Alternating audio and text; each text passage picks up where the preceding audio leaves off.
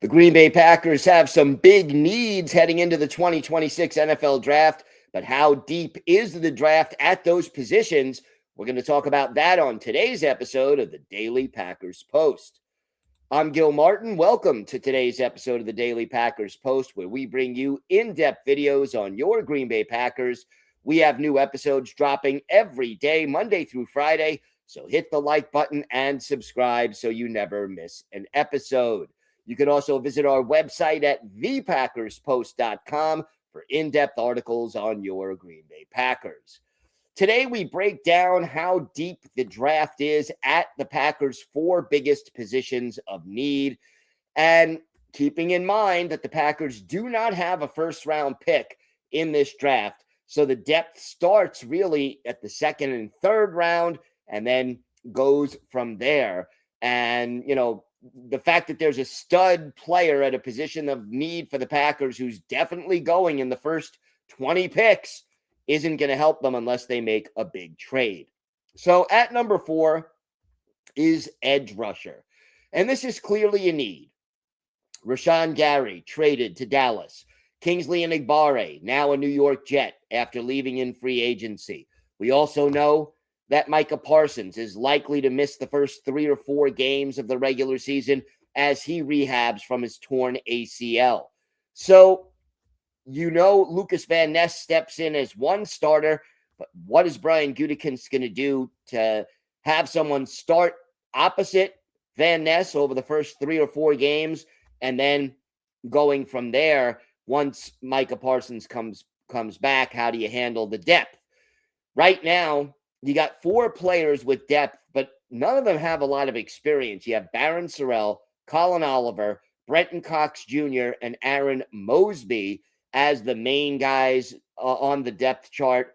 One of them would have to start to begin the season, and then you would have one of the other 3 most likely to be the third man in your rotation. And then when Parsons returns, that player gradually goes further back in the rotation. So it is very possible that the Packers look to add an edge rusher, which is considered a premium position, in the second or third round. And this is a deep edge rusher class, so there should be some good players available in round 2 or 3 that could help the Packers at this position. Number 3, the interior offensive line. That's guards and centers. And look, the starters are kind of a little uncertain, not who they're going to be, but how good they're going to be. And then depth is very, very thin at this position. Aaron Banks will start at left guard. He needs to play better than he did last year when he suffered through an injury-riddled and inconsistent campaign. Sean Ryan is the likely incumbent center. Ryan struggled at guard, lost his job, took over at center after Elton Jenkins was lost for the season and played okay. And then Anthony Belton, the 2025 second-round pick, who was originally drafted at tackle, finished the season starting at right guard. Again, he'll be the incumbent at that position, but his Pro Football Focus grades, for example, were well below average. Now, does he take a second-year jump with more reps at guard? Does he feel more comfortable there? That could help, but right now, a little uncertainty at all 3 positions. And the only semi-experienced backup is Jacob Monk, and he doesn't have a lot of experience either. So the Packers should have an opportunity to add a quality interior offensive lineman somewhere in the top 4 rounds of this draft, according to most scouts. And this is a position, whether they draft tackles they intend to move to guard or guard/center combinations, I expect the Packers to add 1, probably 2 players at this position. 1 in round 3 or 4 of the draft, and then at least another in rounds 5 through 7.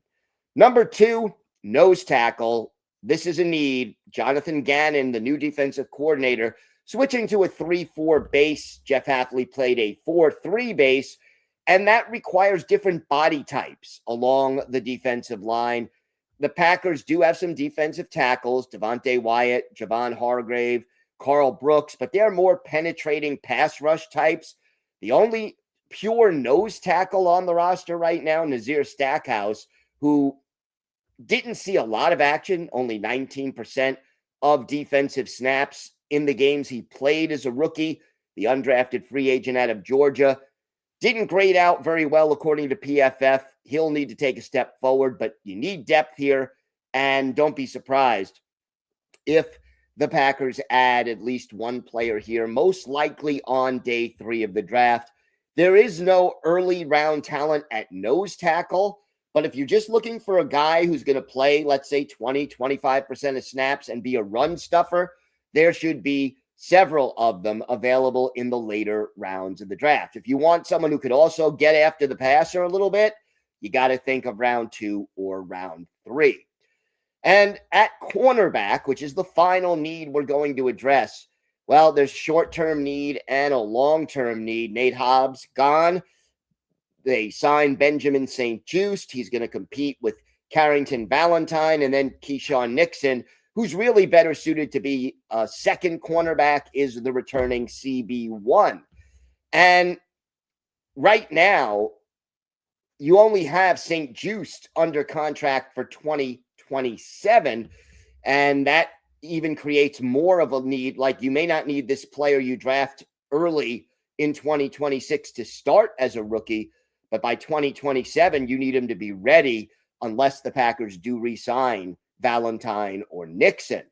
And look, the depth at cornerback in this draft is considered average. You got to figure day 2, one cornerback, day 3, a cornerback, or you could add another free agent moderately priced and then draft 1, still could draft 2. Maybe Trayvon Diggs comes back. We'll see.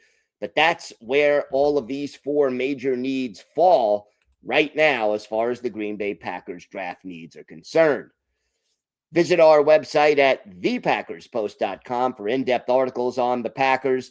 Meanwhile, here on YouTube, hit the like button and subscribe so you never miss one of our episodes. I'm Gil Martin. Thanks for watching today's episode of the Daily Packers Post.